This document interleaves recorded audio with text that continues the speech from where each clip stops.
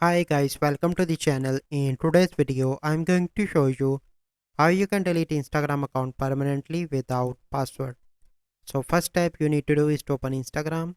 Click on profile picture in the right bottom. Click on three bars on the top right. Click on account center. Once you are here, click on personal details and click on account ownership and control. Click on deactivation or deletion.